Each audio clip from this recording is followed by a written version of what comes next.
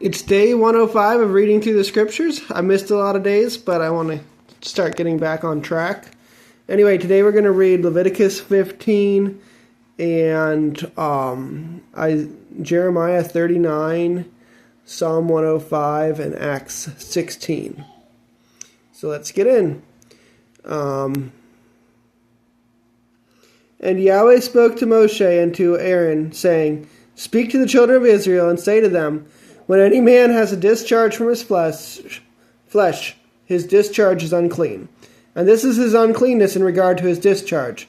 Whether his flesh runs with his discharge or his flesh is stopped up by his discharge, it is his uncleanness.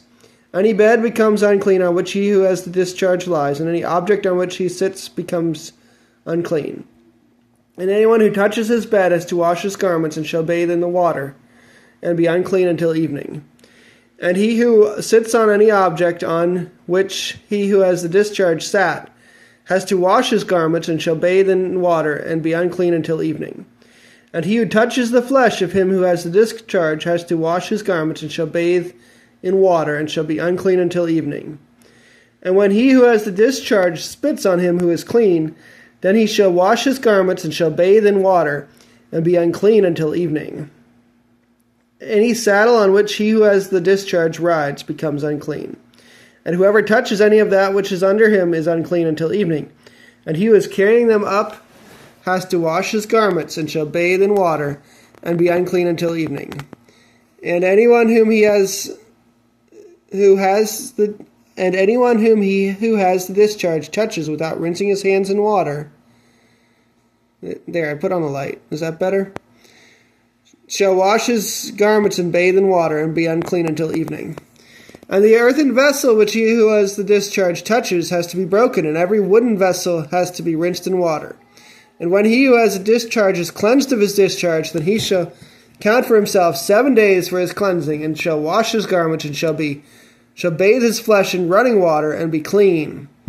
And on the 8th day he takes for himself 2 turtle doves or 2 young pigeons, and shall come before Yahweh to the door of the tent of appointment, and shall give them to the priest. And the priest shall prepare them, the one as a sin offering, and the other as an ascending offering. And the priest shall make atonement for him before Yahweh because of his discharge. And when a man has an emission of semen, then he shall wash all his flesh in water, and be unclean until evening. And any garment and any leather on which there is semen shall also be washed with water, and be unclean until evening. And when a woman lies with a man, and there is an emission of semen, they both shall bathe in water and be unclean until evening. And when a woman has a discharge, and the discharge from her flesh is blood, she has to be in her separation for 7 days, and whoever touches her is unclean until evening. And whatever she lies on during her separation is unclean, and whatever she sits on is unclean. And anyone who touches her bed has to wash his garments, and shall bathe in water and be unclean until evening. And whoever touches any object that she sat on has to wash his garments, and shall bathe in water and be unclean until evening. And if it is on the bed or on any object which she sits, then when he touches it, then he is unclean until evening. And if a man lies with her at all, and her monthly flow is on him, he shall be unclean 7 days, and any bed he lies on is unclean. And when a woman has a discharge of blood for many days, other than at the time of her monthly separation, or when she discharges beyond her usual time of monthly separation, all the days of her unclean discharge shall be as the days of her monthly separation. She is unclean. Any bed on which she lies all the days of her discharge is to her as the bed of her monthly separation. And whatever she sits on is unclean, as the uncleanness of her monthly separation. And anyone who touches them is unclean, and shall wash his garments, and shall bathe in water, and be unclean until evening. But if she is cleansed of her discharge, then she shall count for herself 7 days, and after that she is clean. And on the 8th day she takes for herself 2 turtle doves or 2 young pigeons, and shall bring them to the priest, to the door of the tent of appointment. And the priest shall prepare the one as a sin offering, the other as an ascending offering, and the priest shall make atonement for her before Yahweh for the discharge of her uncleanness.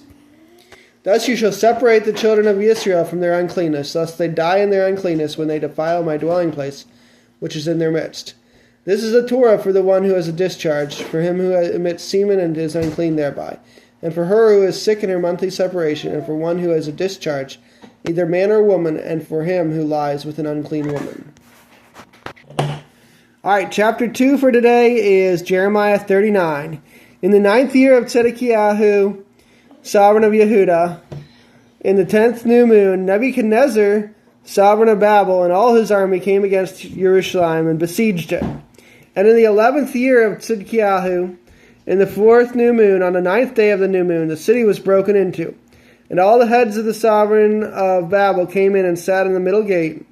Nergal-Sharezer, Shamgar, Nebo, Shar-Sekim, Rabsaris, Nergal-Sharezer, that sounds like the other guy's name, Rabmag, and all the rest of the heads of the sovereign of Babel. And it came to be when Zedekiah, the sovereign of Yehuda, and all the men of battle saw them, they fled and left the city by night by the way of the sovereign's garden, by the gate between the two walls.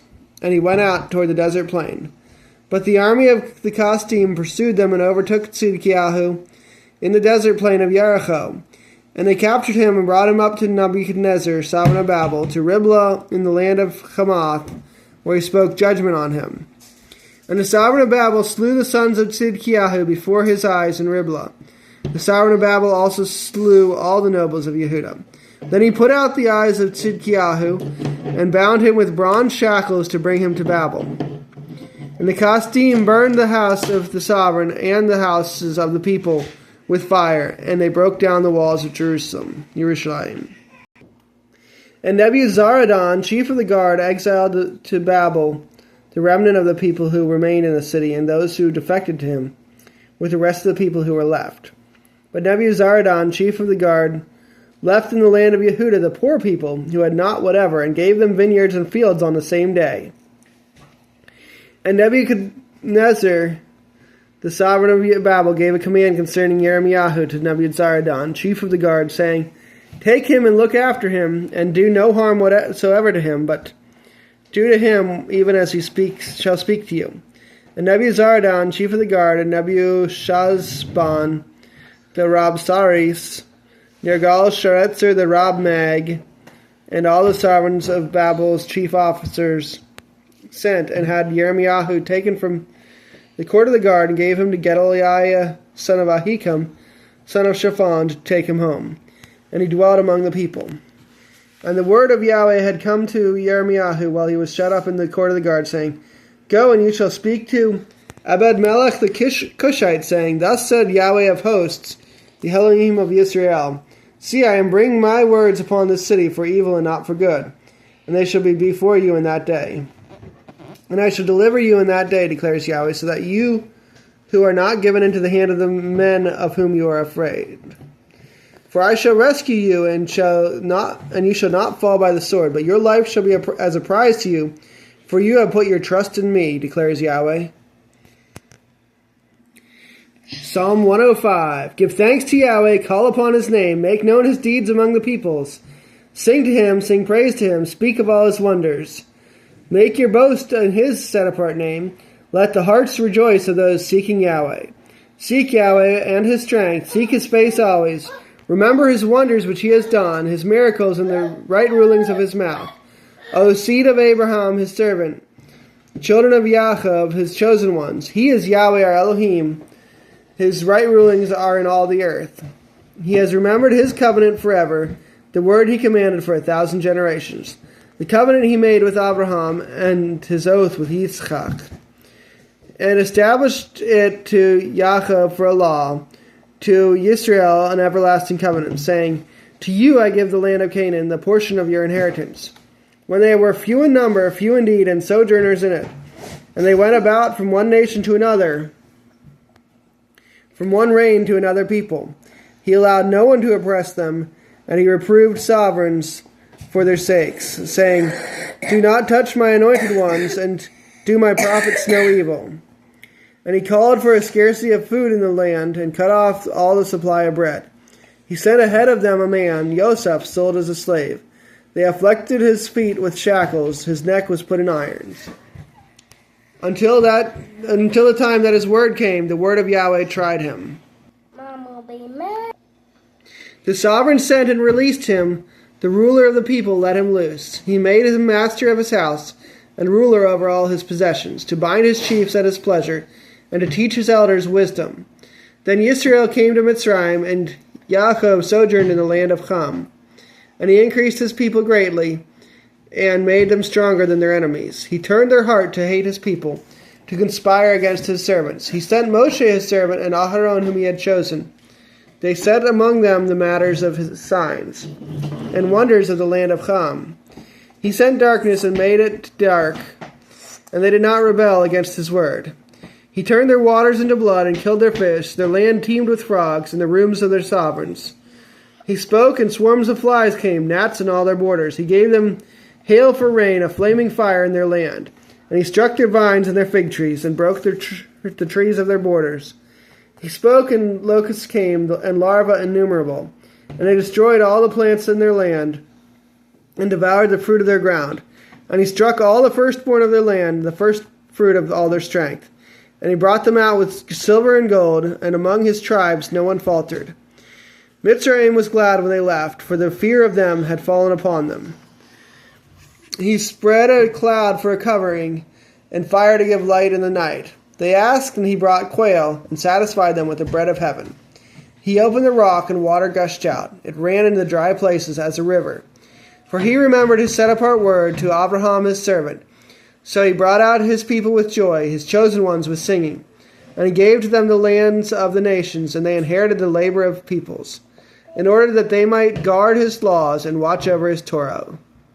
Praise Yahweh. Praise Yah. Okay, Acts chapter 16. And he, I think that's Shaul, came to Derbe and Lystra, and see, a certain taught one was there, named Timothy, the son of a certain Yehudi woman who believed. But his father was Greek, who was well spoken of by the brothers who were at Lystra and Iconium. Shaul wished to have this one go with him, and he took him and circumcised him because of the Yehudim who were in those places, for they all knew that his father was Greek. And as they went through the cities, they delivered to them the regulations to keep, which were decided by the emissaries and elders at Jerusalem. That indeed the assemblies were strengthened in their belief and increased in number every day. And having passed through Phrygia and the Galatian country, they were forbidden by the set-apart Spirit to speak the word in Asia. When they came to Mysia, they tried to go into Bithynia, but the Spirit did not allow them. And having passed by Mysia, they came down to Troas. And in the night a vision appeared to Shaul. A man of Macedonia was standing, begging him and saying, "Come over to Macedonia and help us."